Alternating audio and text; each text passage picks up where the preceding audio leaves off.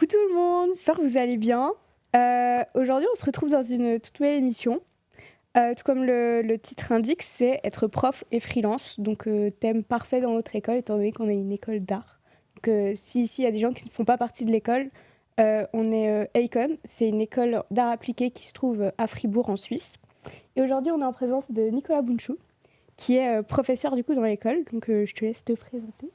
Merci, donc, je m'appelle Nicolas Bunchou, je suis prof de front-end, c'est ma 10e année d'enseignement, donc ça fait déjà un petit moment. Donc j'enseigne pour les 2e années, et je crois que c'est un peu tout. Est-ce que tu veux savoir d'autres choses? Est-ce que t'es passé, enfin, t'as du coup une profession à côté? Et qu'en agence, après Ok. j'ai travaillé en agence et à l'école, puis maintenant je travaille à l'école et en freelance. Ok. Donc ça fait... j'ai toujours travaillé à côté de l'école. Mhm. Je crois comme la grande majorité des profs à l'école, en fait, presque tout le monde a ses petits projets, ses petits trucs à côté. Hyper cool. Et du coup, ton parcours, est-ce que t'es parti dans le web ou t'avais Non, d'autres j'ai fait choses? sciences politiques à l'Uni. Ah d'accord. Oui, c'était pas prévu. Euh, pour faire ça, non, j'ai fait sciences politiques à l'Uni. Mhm. Je regrette pas du tout, c'était extrêmement intéressant. J'étais moins intéressé par les débouchés qu'il y avait là. Et puis en fait, pendant mes études, j'ai toujours bricolé du web. Puis c'était un peu D'accord. enfin, c'est devenu mon job d'étudiant. J'ai trouvé Mhm. qu'on pouvait gagner plus en faisant des petits sites web tranquilles chez soi qu'en portant des pneus chez Michelin. Donc c'était le bon job C'est vrai. d'étudiant. Et puis après les études, ben, je me suis dit qu'en fait, je préférais plutôt travailler dans le web Ok. que dans ce que j'ai étudié. Et puis, ben, un peu par hasard, enfin, je suis tombé sur une boîte qui a bien voulu me prendre. Et j'ai bien aimé ça. Et puis voilà, de fil en aiguille, j'ai plus jamais rien refait en rapport avec la science politique. Mais comme quoi, c'est un peu le hasard comme ça. Ouais, tant mieux, hein. C'est des très très très bons exemples. Il y a Tribal Industries qui dit coucou ma biche. On sait qui c'est? C'est Thomas. Ok. Bah alors, bonjour Thomas.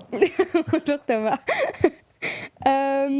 En fait, du coup, tu m'as dit que tu as toujours eu un peu cette double profession. Mhm. Je vais te poser la question depuis quand, mais du coup, quand est-ce que tu as pris cette décision? Mais du coup, la réponse, c'est qu'en fait, tu n'as jamais vraiment pris cette décision à un Non. moment de te Et dire. pour l'école non plus, en fait. Ok, ça a toujours été Bah, en l'école, symbiose. ouais, l'école, c'est le prof qui quittait l'école, qui quittait le poste de front-end en 2e année, Ok. que je connaissais un peu, puis à l'apéro, il m'a demandé si je voulais faire.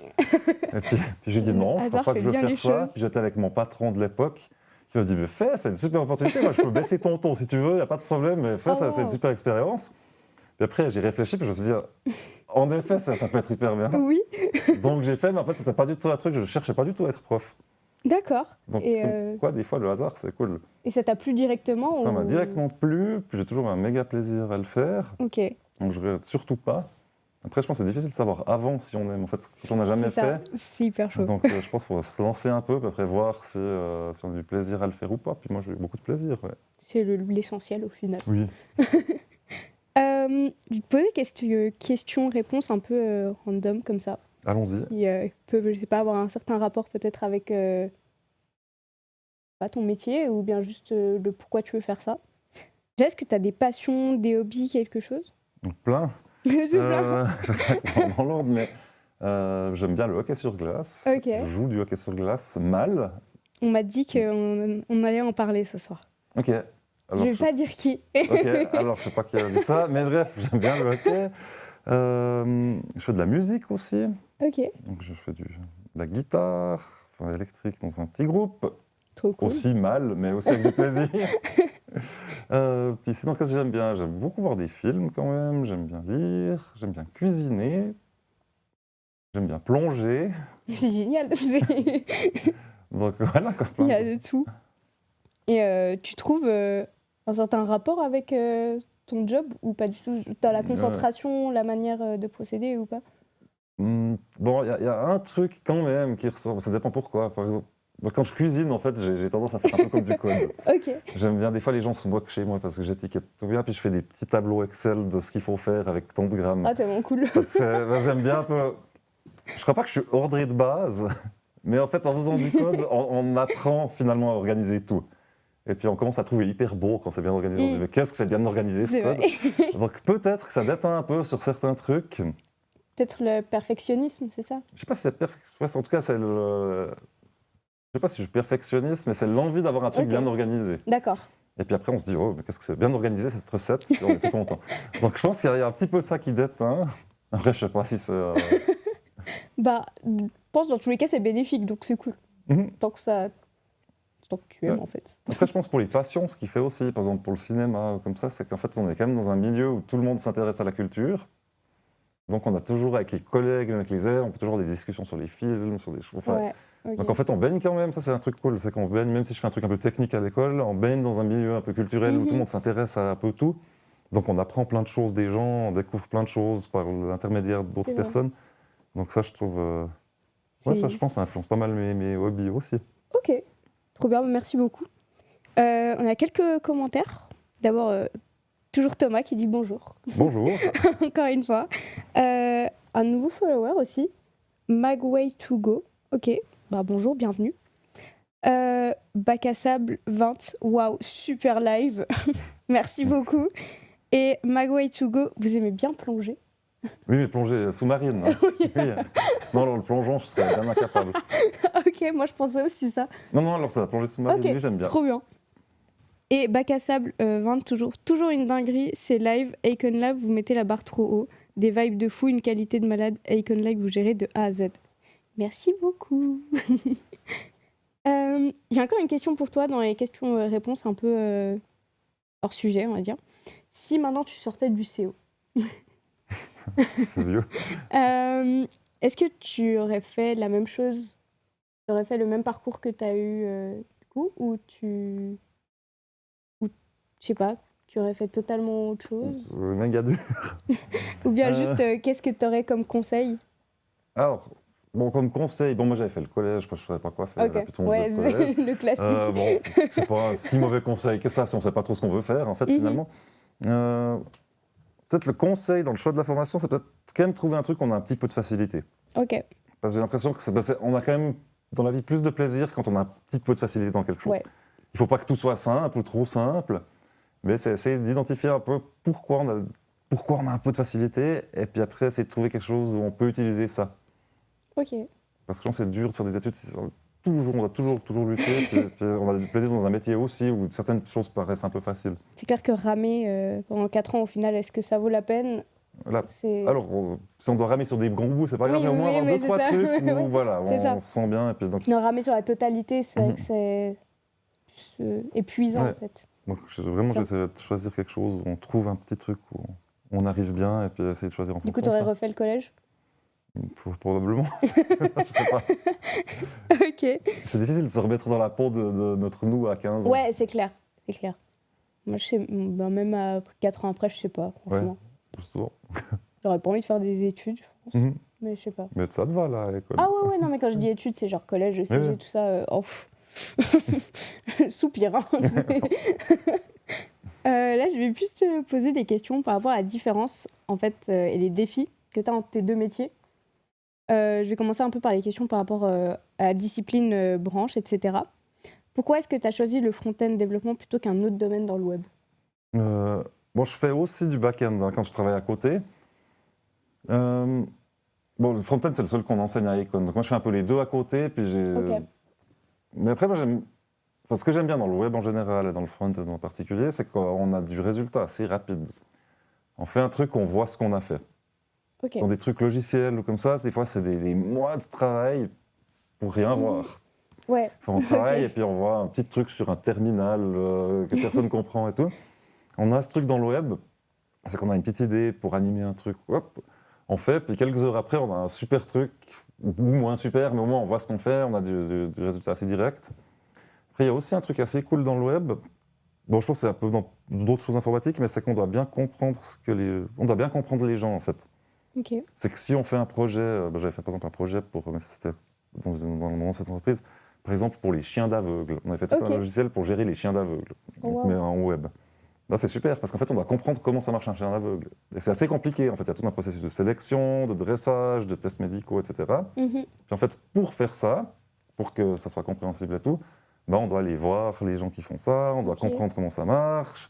Et on a des petits labradors à toutes les réunions, c'est tout mignon.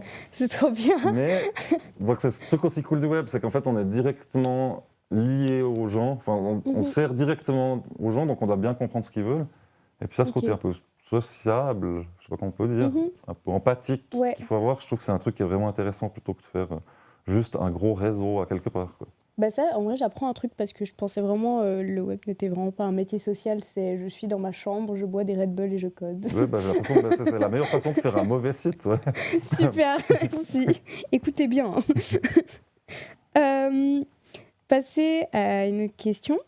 Qu'est-ce qui te motive le plus dans ta discipline, en fait, au quotidien, que ce soit les deux branches mélangées? Enfin, les deux branches, les deux métiers, on va dire prof, freelance, etc. Alors, le freelance, ce que j'aime le mieux dans le freelance, c'est presque être seul. Ok. Et puis ce que j'aime mieux dans l'école, c'est d'être avec plein de gens. Et je trouve, en fait, j'aime bien cet équilibre. Je trouve des fois, c'est hyper agréable de pouvoir... J'étais dans un bureau, c'est très sympa aussi.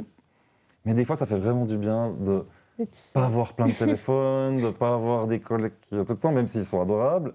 Donc j'aime bien ce calme-là. Et puis j'aime bien aussi, à l'école, il y a justement tout ce contexte social. C'est aussi... Il y a aussi un truc un peu de se sentir un peu utile aussi. Ouais. Parce que des fois, quand on fait des sites, ça dépend quel site. Il y a des sites qu'on pense très utiles, des sites un petit peu moins. Et puis à l'école, on se sent quand même utile. On a l'impression quand même de servir à quelque chose. Donc ça, je pense, c'est quand même cette utilité-là que j'aime. D'avoir un résultat, t'en as 20 en fait. Oui, c'est ça qui est tous cool. Différents. Ça, c'est aussi cool. Aussi, j'aime bien quand on lance des projets comme les pratiques pro ou des choses comme ça. C'est aussi ultra intéressant de voir toute la diversité en fait. C'est ça. Tout ce que les cerveaux de 20 personnes peuvent sortir de différents avec la même donnée. C'est incroyable. C'est assez cool à voir. Ouais. On a un commentaire de Magway2Go. Quelles sont les infractions les plus courantes entraînant une amende? Je sais pas. Les retards. Ah, je sais pas si ça parle de Icon en général, mais... Ah, moi je parlais plus niveau juridique. Ah. Je sais pas. Alors ça, j'en sais rien du tout. J'en sais rien non plus. Aucune, et non, on fait pas ça. Quelles sont les principales évolutions que tu as observées dans le domaine ces dernières années? Alors ça dépend de... Qu'est-ce qu'on dit comme dernières années? C'est très vague en soi. Ça a quand même pas mal changé. Quand j'ai commencé, on faisait pas de responsive parce qu'il n'y avait pas de smartphone.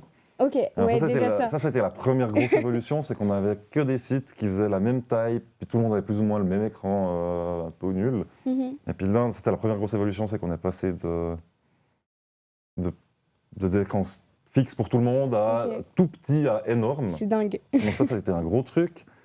Après, la deuxième qu'on a eue, c'est quand même le contenu généré par les gens. C'est quand j'ai commencé, c'était pas tellement à la mode de faire des partages de réseaux sociaux, des trucs comme ça. Ouais. Puis là, maintenant, on a quand même le web, il est quand même fait pour que les gens interagissent. Donc, il faut que les gens puissent commenter, partager, etc. Donc, ça, c'était un gros truc aussi qui a pas mal changé. On a techniquement aussi...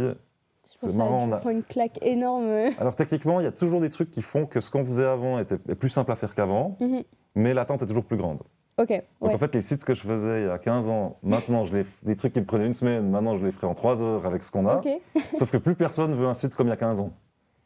Donc je prends le même temps pour faire un site qu'avant, sauf qu'en fait l'exigence, la demande est devenue beaucoup plus grande. Je vois. Donc ce que tu dis, c'est que la technique a peut-être été simplifiée, mais l'attente a triplé. Voilà, c'est ça. Puis on verra avec l'intelligence artificielle. Mais là, ça commence à nous faire gagner du temps pour coder. Ouais, c'est trop bien. Mais alors, c'est assez cool parce que ça nous évite de faire des trucs répétitifs et autres. Mais ce qui risque bien d'arriver, c'est qu'après, l'attente sera plus grande. Oui. Comme on pourra faire des choses plus vite, les gens voudront plus. Et aussi, quand quelqu'un montre, on va dire, un exemple, qui est une grande attente aussi, j'ai l'impression que c'est les trends, en fait. Donc, c'est ça. Donc, on verra. On ne peut pas prédire exactement ce qui se passera avec l'IA, mais ce qui est bien possible, c'est qu'en fait, on veuille pas que dans le web, même pour les vidéos, comme ça, on verra toujours plus, puis on sera aidé, mais il y aura une demande un peu plus grande. Ok. Merci beaucoup. On va passer à la question par rapport au côté freelance, du coup. Alors, excuse-moi, je ne sais plus ce que j'avais dit au début par rapport à ça, mais quand est-ce que tu as commencé, pourquoi et comment? Alors, déjà, passer de Sciences Po à prof. Alors là, j'étais passé de Sciences Po à employé en agence. Ok. Après, je suis passé d'employé en agence à temps quasi plein à temps partiel en agence, temps partiel à l'école. Et puis après 8 ans en agence, je me suis dit que j'avais envie de voir un petit peu autrement, voir Ok. comment on peut faire autrement. Donc j'ai quitté l'agence. Et puis donc j'ai fait freelance, toujours en gardant l'école. Mhm. Ce qui est aussi pratique, parce que l'école, ça fait une sécurité, ça rentre le salaire Oui. tous les mois, ils payent toujours à l'heure. Donc ce qui est aussi assez rassurant. C'est clair. Comme ça, on n'a pas besoin de courir après les factures. Si des gens traînent un peu pour payer, on est tranquille. Donc c'est Parfait. C'est un peu la sécurité. Oui, ouais, mais clairement. Donc, clairement. Et du coup, comment tu as réussi à te faire soit un nom et des clients en passant en indépendant? En faisant pas grand-chose, en fait, Ok. en vieillissant. Non, le truc, c'est... j'ai fait indépendant très jeune, en fait. D'accord. Donc ça fait, je sais pas, j'ai dû commencer à un peu plus de 30 et quelques. Et puis en fait, c'est énormément les contacts qu'on a déjà, en fait.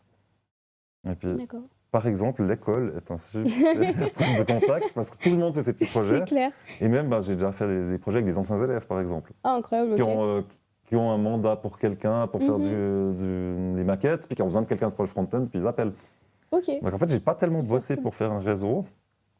Donc c'est surtout passé C'est par venu exemple. un peu automatiquement. Et puis ça marche pas mal quoi. par quelqu'un qui demande à quelqu'un Je et connais qui dit quelqu'un ah mais moi je connais peut-être quelqu'un qui connaît Ok. quelqu'un. Et puis donc ça marche pas mal comme ça. Après je pense quand même d'essayer de faire de la bonne qualité, de rendre des bons projets. Et puis ça on peut aussi récupérer des choses, de gens qui voient un projet qu'on a fait, puis qui demandent qui a fait, puis après C'est qui clair. reviennent. De Mais en bouche à gros j'ai oreille, même pas fait un site à moi, quoi. D'accord. Parce que je veux dire, parce que ça marche assez bien avec les Bah, contacts. tant mieux.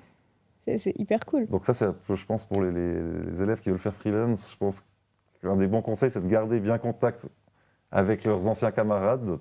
Enfin, pas que Un pour jour, ça, hein, parce que c'est cool de savoir. Ouais. Mais que ça... Ben voilà, parce qu'après, dans l'école, il y a aussi des profs qui bossent dans d'autres boîtes, des anciens élèves qui bossent dans plein de boîtes. Puis dans à peu près toutes les boîtes de Fribourg, il y a au moins, un peu dans le domaine, il y a au moins une personne d'Aicon en général. Ok. Donc c'est un cool réseau aussi. Même pour, quand tu vas un peu plus loin, Suisse romande aussi, j'ai l'impression que ça fera vite un petit ouais. bout d'icône, quoi. C'est assez Oui, rigolo. donc je pense qu'on a quand même un bon réseau et puis ça marche pas mal comme ça, quoi. Est-ce que tu as déjà dû refuser des projets à cause du coup de cette double profession par manque de temps? Ouais, un petit peu, c'est arrivé quelques fois. Surtout du coup du côté freelance, dire je peux pas accepter ça parce que prof. Ouais, parce que ça dépend un peu de combien, ça dépend un peu des délais, quoi. S'ils veulent un truc, un gros truc hyper vite, en fait, tant qu'on peut étaler dans le temps, il n'y a pas trop de soucis. Ok. On arrive à se débrouiller. S'ils veulent, on a un mois pour faire cet énorme machin, Ouais, moyen. pas idéal, donc oui, c'est déjà arrivé. Ok. Mais c'est pas grave. D'accord. Et moi, il y a une question que je me pose fou, c'est en fait l'équilibre et la charge de travail. Je trouve ça fou juste d'avoir deux professions comme ça et de savoir gérer son temps. Ouais, alors c'est un peu... Genre du coup, comment trouver un bon équilibre entre du coup vie personnelle, travail, bonne équipe de travail? Bon, après, si on s'organise correctement, c'est pas plus de travail qu'un 100%. Ok. Ou même... Après, le truc, c'est que ça fonctionne par... Le freelance, ça fonctionne vraiment par projet. Donc c'est pas tellement de la routine. Ok.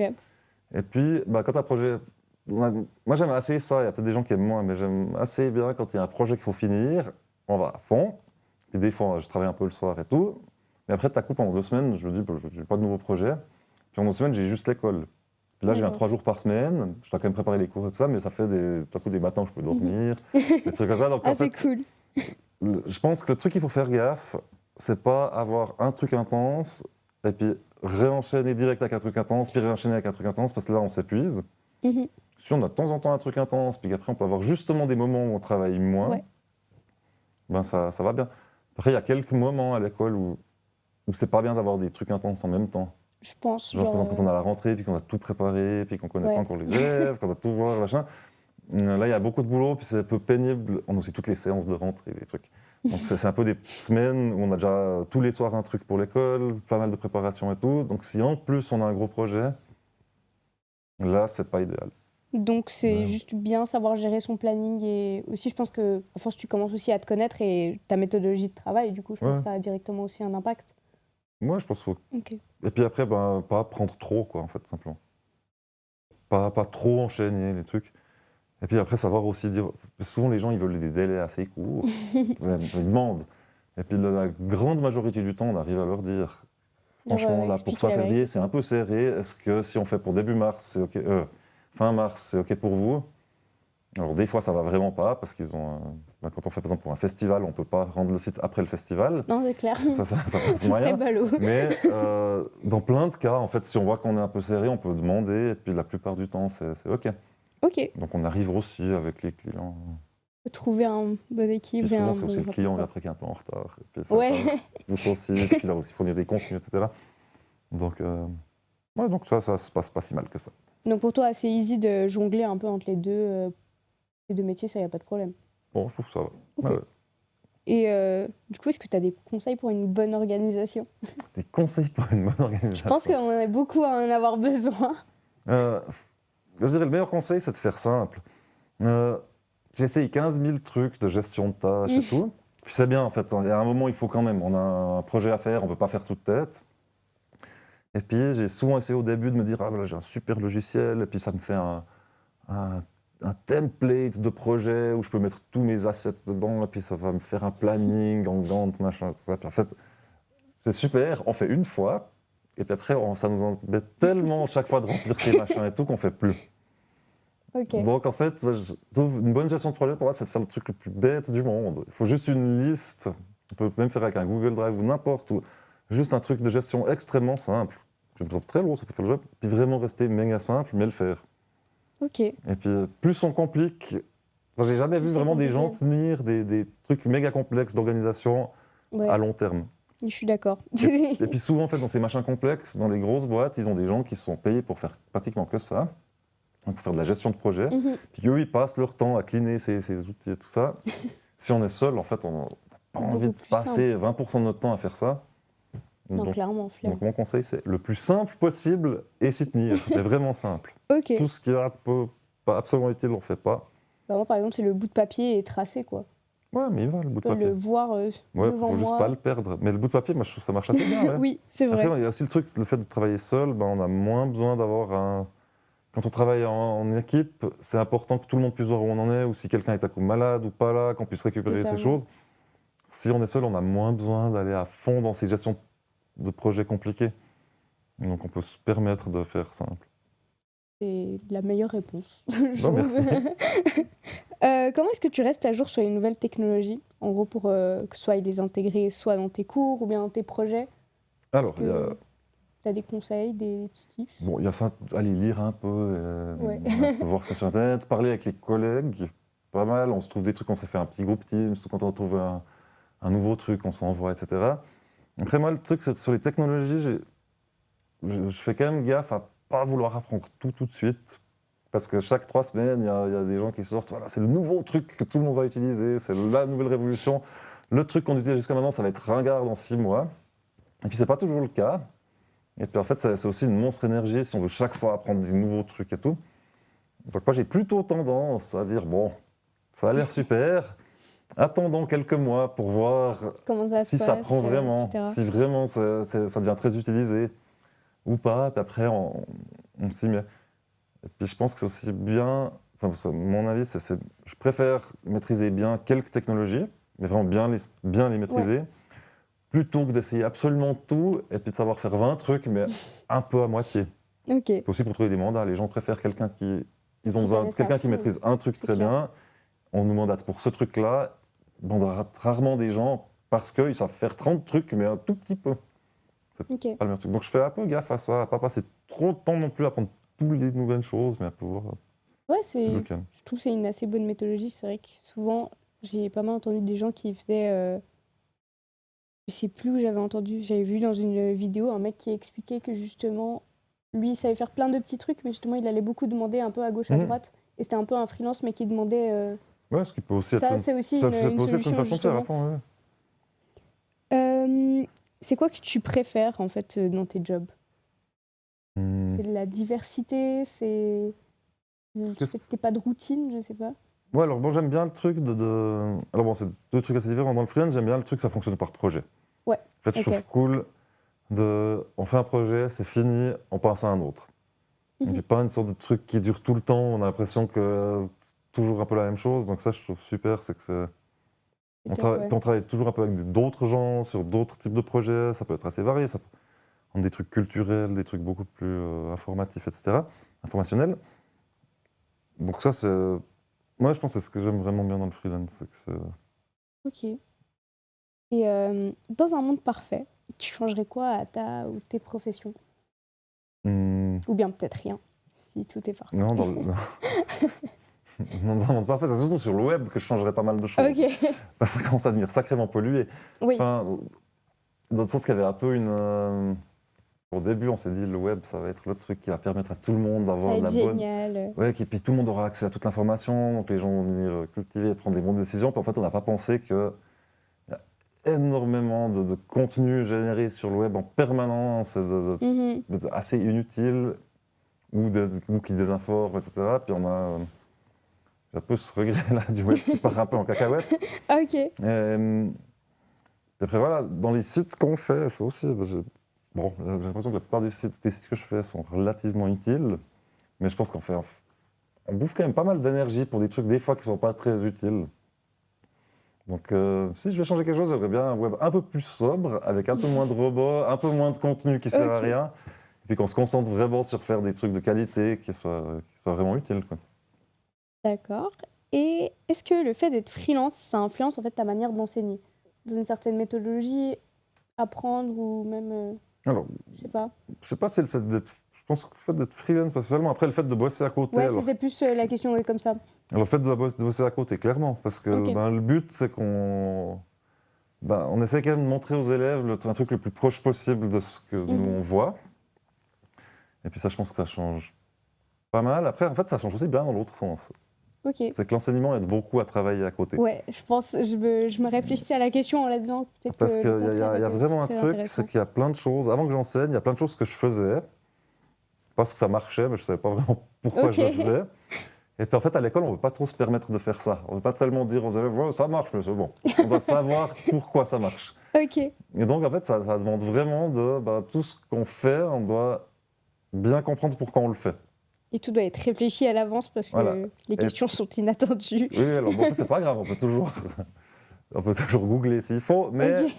mais ça, vraiment, ça permet vraiment, je pense, le fait d'enseigner, ça permet vraiment de clarifier tout ce qu'on sait, puis de mettre mis en Ok. place.